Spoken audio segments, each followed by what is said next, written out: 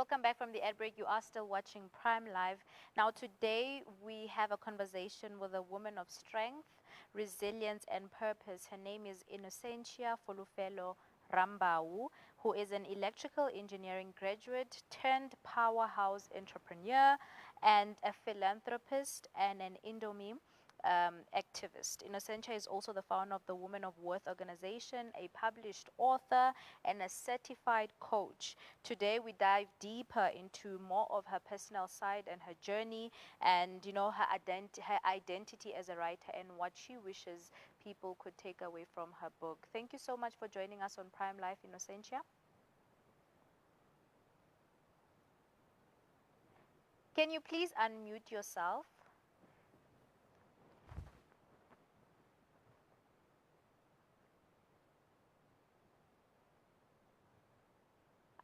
I think Innocentia is still trying to unmute herself so that we can have a conversation with her. Innocentia, can you hear me now? I can hear you. Can you hear me? Yes, I can hear you clearly. Thank you so much for joining us Thank on you. Prime Live. Thank you. Thank you for having me. You're welcome. So, can you please tell us about what inspired you to write your book and what was the moment that made you say, I need to actually share my story? Okay, what actually happened is that I'm a woman who goes to a lot of these women empowerment events. I do host some of those. And then sometimes we'll talk about issues affecting women, be it finances, business, families, kids, everything. And then one day I just decided to share my story about health. I decided to share my journey, and then I realized that a lot of people don't know about endometriosis. But then what worried me is that study shows that 1 in 10 women live with endometriosis, but a lot of women did not know about endometriosis. I started talking about endometriosis in my events, and then I realized 4 years later that, you know what, I am talking about endometriosis, but then I'm not actually reaching the number that I'd like to reach, because I wanted more people to know more about what's happening so that maybe we can be diagnosed earlier and maybe we can be helped at an earlier stage. So that's what prompted me to write the book, so that I can reach more people. That's very inspiring. Now, let's talk about your writing journey before actually getting into the book itself. Was writing something that you've always wanted to do? Were you always someone that was passionate about writing, or did it only start when you started to feel the need to share your story?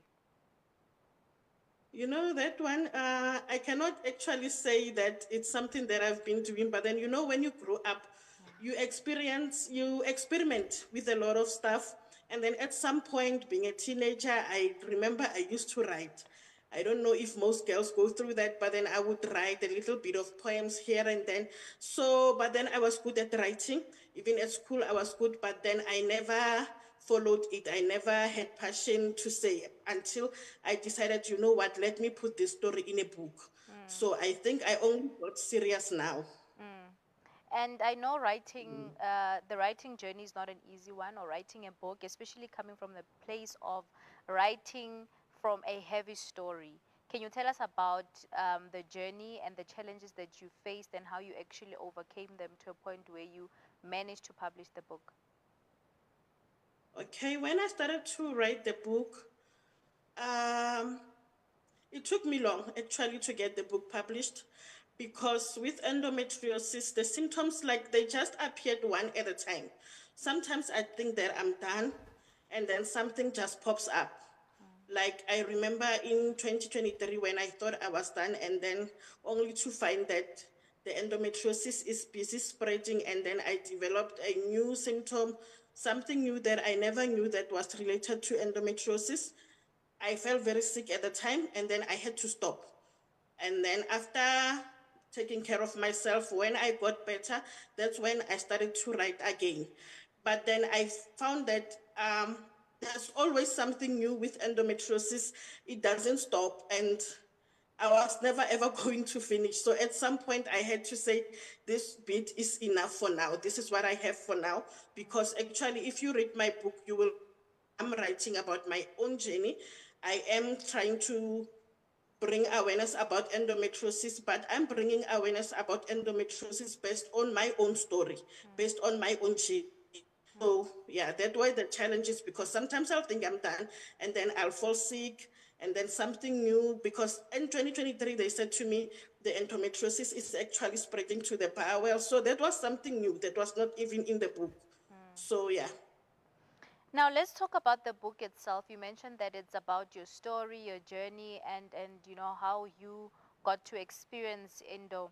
So can you maybe give us a short, brief story of how you found out, how has it been, and what you would like the readers to actually take away from the book when they read about your story? Okay. When I was younger, I miscarried, and then there was no actual explanation. Nobody, I needed answers, but then there were no answers. And then life continued. And then at some point, I struggled with infertility. But then whenever I'd go to doctors, to specialists, everybody told me that, you know what, Innocentia, there's nothing wrong with you. You'll get better. It will come. Just wait. Maybe it's the anxiety and everything, but it never happened. And then I remember growing up, at some point I used to experience very, very heavy bleedings. And even when I went to doctors, they'll say, it's part of growing up, we are all different, it will stop. I did not know that there was an underlying issue. And then at some point in 2016, I felt very sick, to a point that the periods were very bad, the pains were very bad. And then I was hospitalized. That's when I was told that I have endometriosis. And then I went for my first surgery in 2017 in October. When I came back from surgery, the doctor told me that you do have endometriosis. It's on stage 4 currently, unfortunately. But then, you know, at the time, because he's just giving me this name, which is a tongue twister, I did not understand what he's talking about. It didn't mean anything to me, honestly, until I had to go back and study. And then what made me to want to know more about this endometriosis is that after the first surgery, I thought we are done. I thought I'm done with endometriosis. I'm gonna be okay. It's like it's the end, only to find that after the surgery, the first period after the surgery was the worst, and then it doesn't go away. And then I decided, you know what, with the doctors, yes, they are helping me, but then I didn't get enough time during consultations to speak with my doctor to ask him exactly what's happening to me. Is this thing gonna go away or what? I decided to do the research by myself, to read about endometriosis and find out exactly what's happening to me, because it was really, really horrible, and then nobody was giving me answers. And then when I thought this month was better, the coming month, the following month is worse. So I decided, you know what, I have to find a way to live with this thing.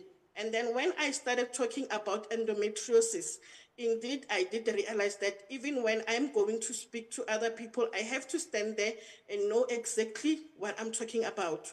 And that really, really helped me in my journey, because that helped me to make the necessary changes that I needed to make in my life, and knowing exactly how to take care of myself. Hmm. I'm so sorry about the journey that you had to go through, and it's actually inspiring to see that through that you are actually someone that's advocating and also thriving to teach other women and just people in general about this. Can you tell us about more of that in terms of what exactly are you doing? Are they talks that you give? Is there a platform that people can go and listen to you besides the book itself? In what way are you trying to keep people informed about this? Okay, currently it's just my social media platforms, whereby I'm on Facebook, sometimes on TikTok, and then I do have I opened a WhatsApp channel whereby I do post about endometriosis awareness. So what I do in my community, I host events. I go around speaking to women about endometriosis. I go to schools. I have a team that's going around with me. We go to schools, and then sometimes they'll invite me in a school, and then we speak to the girls to teach them, just to show them the signs and symptoms, exactly what to look out for, so that it was for me, it was very, very painful when I realized that at stage 4, it's too late. So I felt, let me help another lady who doesn't have the information. Maybe somebody can find out at stage 2, at stage 1, then you get the help. Like I said, I've been struggling with infertility, but then everybody told me that I'm okay, there's nothing wrong with you. Only to find that the endometriosis is busy spreading in my body. So I decided, let around and speak to this lady. So I do host events, I do go to schools, and then, these days we have a lot of women events. I am invited. Whenever I'm invited, I do go around sharing my story with the hope of educating other women about endometriosis. Mm. And I know that I've been writing about your journey and your story. It was a very vulnerable moment for you. And for people that haven't read your book, what chapter, particular in the book, was very emotional and powerful for you to write? Uh, okay, let me start by saying each and every chapter is important in the book, but Mm, the chapter that I can say was very, very important to me, and it means a lot to me. Let's say the last two chapters of the book, which is the support and the quality of life, that's what I call them. The support is where I speak about the support that I got from my family. mm, For my family to be able to support me, they had to know exactly what was going on with me. And I did say that we do not have enough time with the doctors to say, this is what is happening, this is what you can look at. When I went back to study about endometriosis, I had to come back and tell my family, this is what is happening to me, this is what is happening with me, and then this is the help that I need from you. Because with endometriosis, I struggled with chronic pain, chronic fatigue. Sometimes I'll be so sick in bed for days, I cannot do my job. And also at my workplace where I worked, they took me for counseling, and then it did help that my colleagues also understood, because there were certain duties that at some point I could not do them anymore. And then the family being there for me also meant a lot for me. And then I also had to learn to be patient. When you are sick, sometimes you can just get impatient with people and stuff, especially when you are in pain, that moment of pain. So I also had to learn to understand the people so that we can understand each other. They do understand me, and then I do also understand where they're coming from. Because remember, people are living everything that they are doing to come and tend to me. People are living their lives, everything. Whenever I call and say, now the pain has started, they come to tend to me. And then with quality of life, I speak about, any chronic disease. Here, I'm not only talking about endometriosis, I'm talking about any chronic disease. Whenever you have a chronic disease, do whatever you can so that you can feel better. mm, That's what I tell people. Learn about what's happening. If we've got an elder person in the house who is sick, learn about what is affecting them, what's wrong with them, so that we can give them the better quality of life. When they say to you, Innocentia, stop eating this, stop drinking that, so that the pain can get better. For your own benefit to it. Innocentia, stop drinking alcohol. For your own benefit to it. I feel my days were so much filled with pain. And then I had to do whatever I could do. I had to stop whatever I had to stop so that I can get life back into my days. I can start to be active again. Because even doing the awareness campaigns and the events and stuff, I need my strength. By then, I did not have strength. I was always sick, always sleeping. And then I had to do whatever I needed to do so that I can live a better life. So I encourage whoever, I don't care what disease it is, whatever the doctors say to you, whatever you feel you need to do, be it a change of diet, a change of lifestyle, for you to get a better quality of life, it's okay. Somebody once said to me that, one day we are all gonna leave. I said, yes, it's true. But then, even if this takes you, the days that you are living, let them have quality. mm, You don't want to spend your days curled up in bed. You want to have life in your days. mm. So for me, those two chapters, they mean a lot to me. Thank you so much for sharing that with us. And in terms of the book itself, since it has been released, what has been the response from readers, either it be a woman or man that has read your book? How has the response been from the readers? Okay, the people that actually approached me after buying the book, what they told me was that they did not know about endometriosis. My journey helped them to actually learn more about endometriosis. I put it in a way so that whoever reads my story will understand what endometriosis is, what endometriosis does, the stages, the signs and symptoms to look out for, because I'm trying to assist people to get earlier diagnosis, so that, because if somebody right now, you go to see a doctor and you say, I'm having a heavy bleeding, they're just dealing with that and letting you go. The other one comes, says painful period, they give you a painkiller, you go. But then the women that I talk to, I teach them, I ask them so that they can just put your symptoms in a journal, so that when you go see a doctor, you tell them everything that's happening. Because all of the symptoms that I have put in my books, at some point I did see someone about it, but then on different occasions, I do feel in my heart so strongly that if I have put everything together, the right person would have seen that this is actually what is happening. So when you see another one for a painful period, you see another one for the blood clots, you see another one for the bloating, it's better to put everything together. So a person who reads my book will, I think they will know about the signs and symptoms.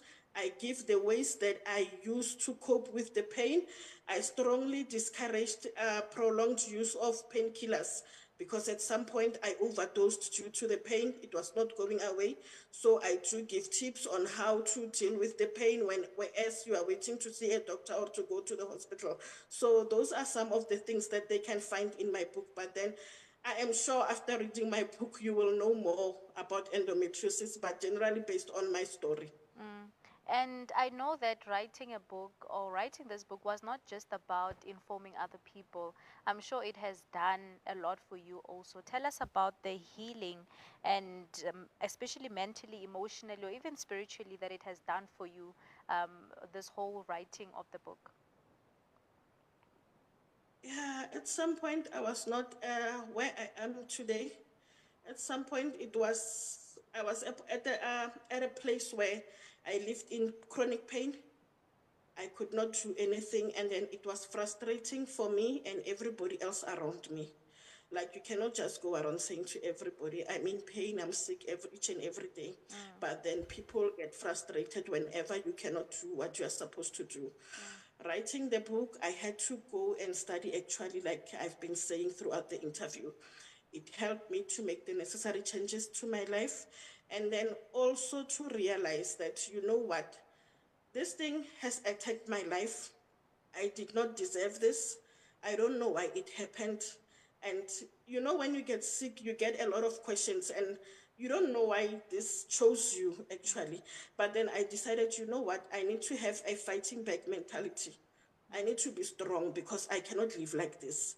So it has helped me. Writing the book has helped me really, really to make the changes about my life. And then when I help another person, sometimes I go out to events.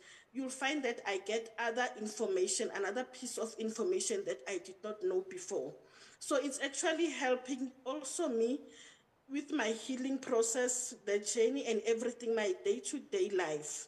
So as much as I'm trying to educate other people, it's actually working for me, because before I actually put it on paper, I had to learn and understand what's happening to me. mm. Now, before I let you go, please tell us about, I mean, besides being a writer, you are someone, you're a career woman, you're a business woman, and you probably also have a personal life apart from that, apart from writing. What keeps you balanced, and how do you manage all of these roles that you play? What keeps me balanced is the support. Like my life, the way that it is with the endometriosis in it, there's no way that I could have done it by myself. It's the support, it's the people who are around me, who are assisting me each and every day. Because at some point, like, I do get days whereby I cannot even do anything in the house, but then they are there. And then doing the awareness, speaking to my colleagues, speaking to everybody around me, it made people aware of what is going on about me. So it makes things easier. And then I do balance. Even today, I was telling someone that, I took 2 days, 2 hours a day just after work to concentrate on the book. He was asking me, when did you write? How? And I said, after work, I take 2 hours just to focus on the book and to work on the book. So that actually helped. Those 2 hours a day, or maybe after 2 days or so, it actually helped so that I can get the book finished. And then business also, my business, it's an events catering company, a confectionery, of which I cannot work by myself. There's also a team. There's also the support. So the support is everywhere. I can say what's helping to keep me balanced, it's actually the people around me. That is so inspiring, and your story is definitely one for resilience and strength. And it's very inspiring. And I'm really also at a point where I'm very well informed and educated regarding your journey, and also just apart from your journey, just learning a little bit about the effects that Indo can have on one, and how it's not just something light. It's actually something that's heavy, and you need a lot of support, and you need people around you that actually understand it. So thank you so much for giving us insight on that. Thank you so much. Viewers at home, this was an amazing interview, and I hope that you are feeling informed, educated after this interview. But